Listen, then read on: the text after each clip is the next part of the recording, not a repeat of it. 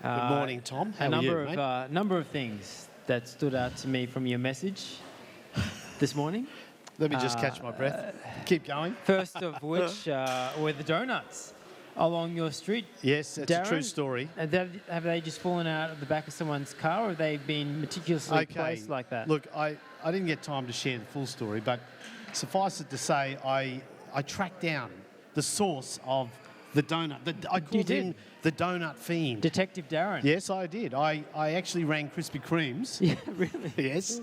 And anyway, Krispy Kreme's put me on to the school just up the road, Augustine Heights School, the primary school. They had a big fundraiser the day before and were selling Krispy Kreme donuts.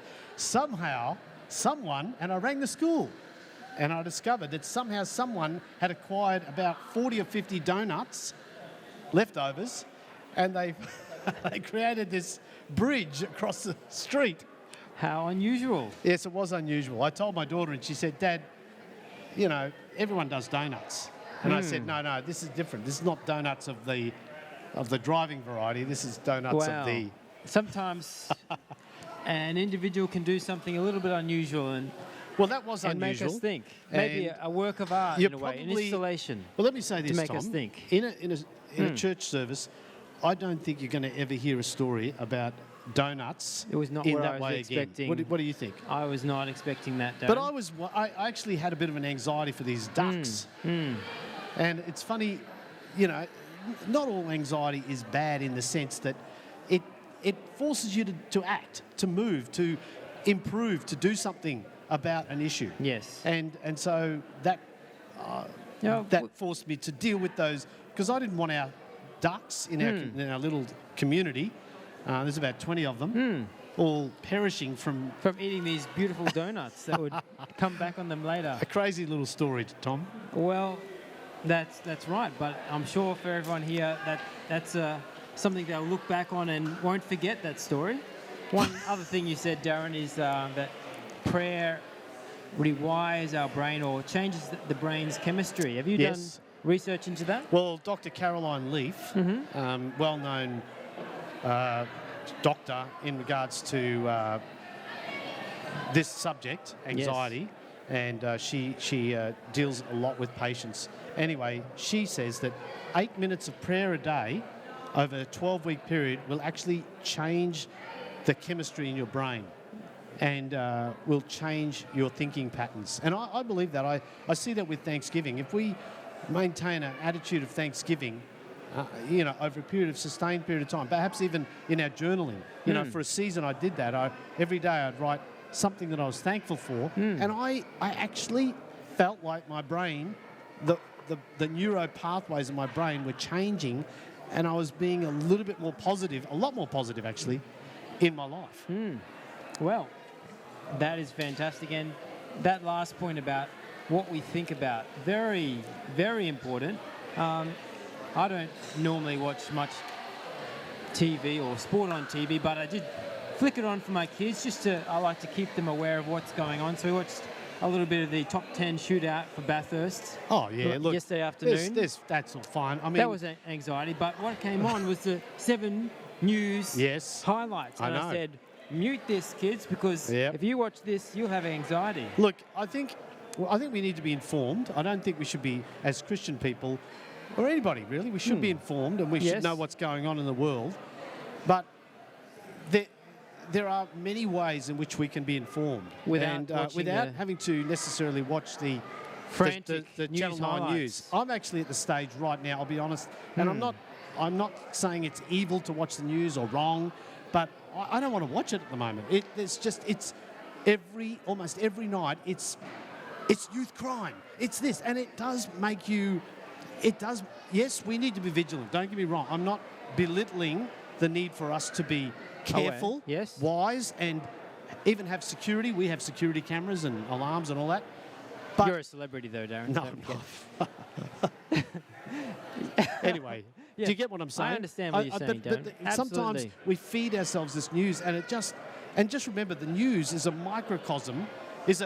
Brings all the worst things that are happening in parts of the world in a very short period of time. Just quite an unnatural thing if you think about history. You know, it's all right there.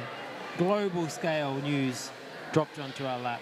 Well, it is, and That but, wasn't happening 200 years ago. but I was getting anxious about youth crime and all that sort of stuff, Yeah. and so I thought, no, I'm going to have a break from this.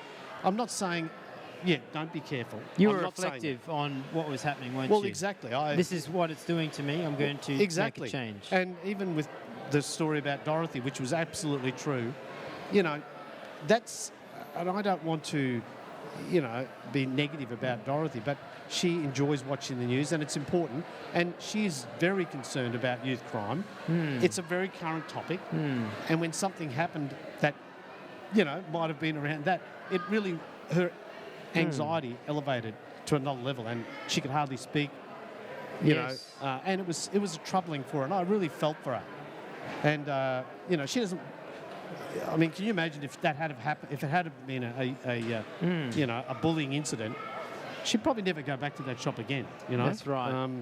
But And it wasn't. It's so true that Lynn was on the couch with us before the service, and she said that anxiety is often triggers from the past, events that have happened that we might have forgotten about, but something sparks that memory. It's true, and I mentioned a few examples. For example, I had a blue run that I went on when I was a kid. Yes. And man of mine, it's a story for another time, but I had a terrible experience on the slopes of Mount Buller, and so I was offered the opportunity to go snow skiing with my school that I worked at, but I refused. I rejected. But then one day I thought, you know what, I gotta deal with this.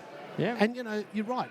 Anxieties often come out of a historical situation, but sometimes we don't even know why we have an anxiety. We don't. I mean, I had an anxiety about anything that slithers. I don't know where I got that from. I don't know. So do you think the sometimes point is, it's not just our experiences? Into that is thrown these things we've watched or listened to as in our I think past. that's definitely part Not of it. necessarily it's personal not, experience. Yeah, it's not necessarily. It can be things that have happened in the past. I mentioned about flying. I refused to get on a plane for 5 years after 9/11 because of what happened, and that really impacted me. But I had to How did you overcome get it. over it? How did you get over that? You know what? I thought this is ridiculous. Tell me about that first I plane actually flight thought, afterwards. you know what? Were you anxious on that flight? If I was refusing to fly, then I wasn't able to go anywhere or do anything with my family. Yeah. And so I sort of made a conscious decision to face my anxiety. And I think and that happened. That came through prayer. Yep. Through committing myself to God. And I remember even on the plane praying, God, protect me. God, keep this plane in the air. God, help me. And I think there's a place for every anxiety for prayer. Whether you're a Christian or non-Christian.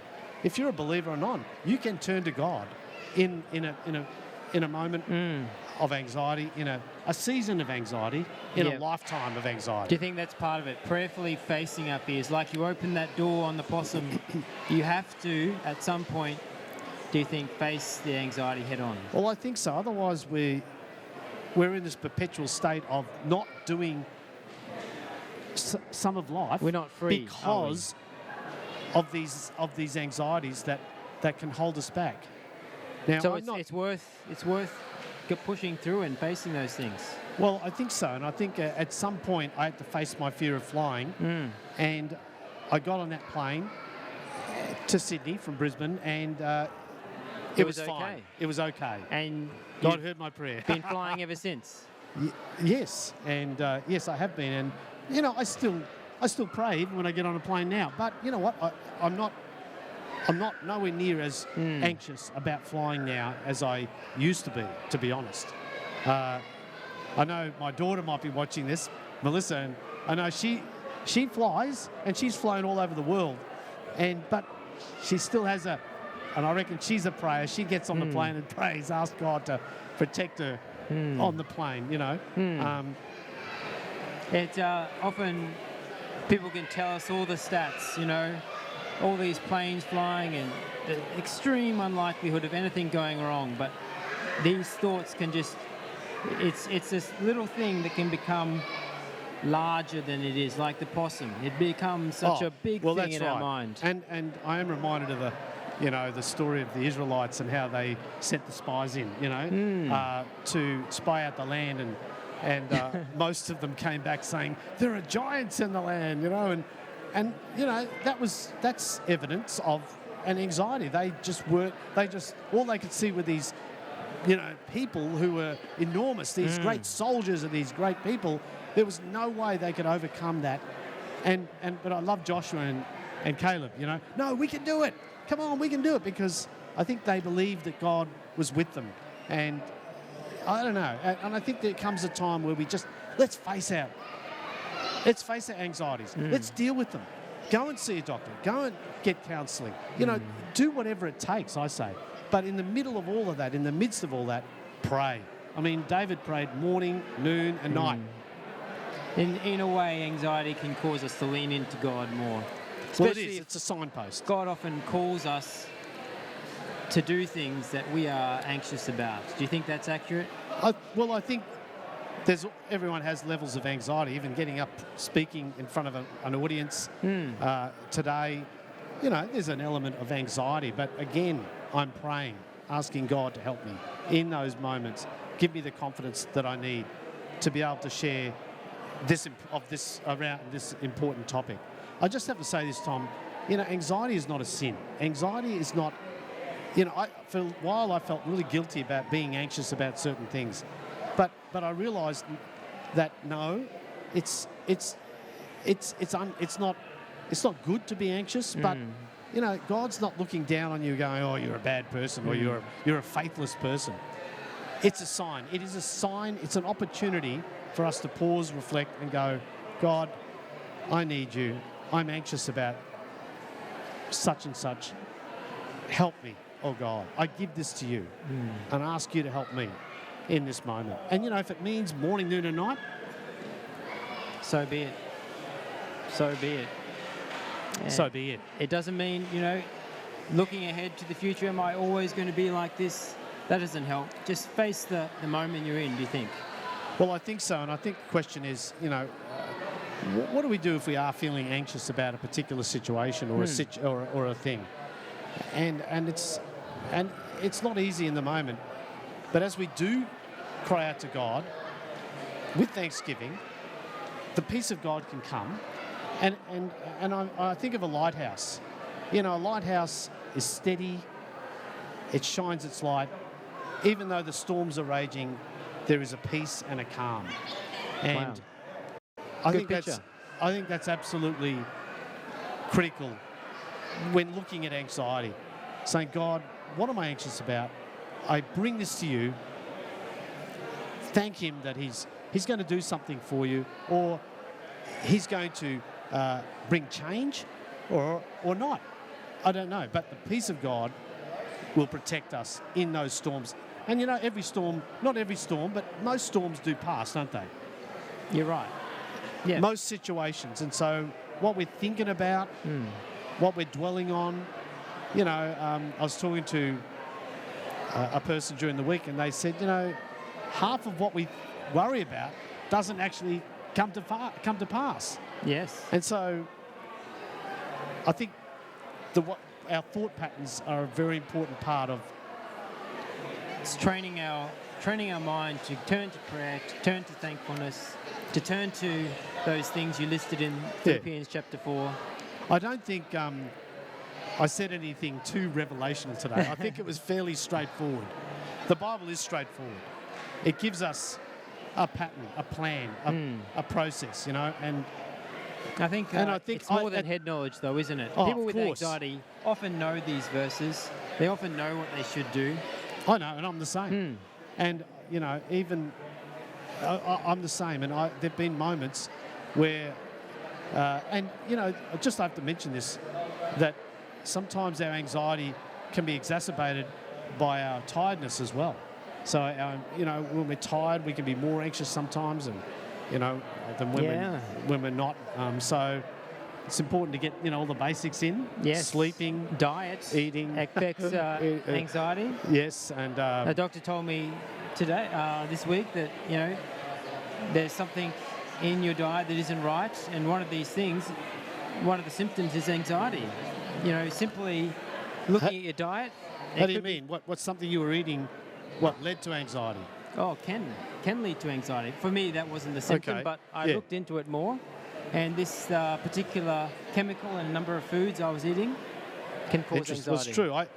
And I think there's a real truth there. Is that, for example, some people think I'm anxious, but what I've just had is a big cup of coffee. And I'm a little bit livelier. And I need to calm the farm. So you're right. Things like coffee. I also have an underactive thyroid, and so me taking a little tablet each day called thyroxine actually increases your metabolism and makes you a little bit quicker. Yes.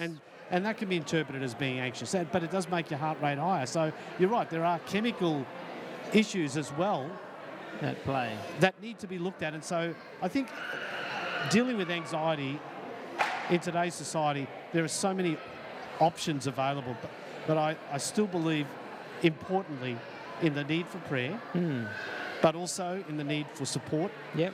and counselling and even medication if required, or a change in your diet, as you would say. Allow God to lead you into that as you pray, and don't be afraid to go and seek help. I absolutely Don't just stay and think, "Oh, I'm going to have to suffer through this. This is my lot in life."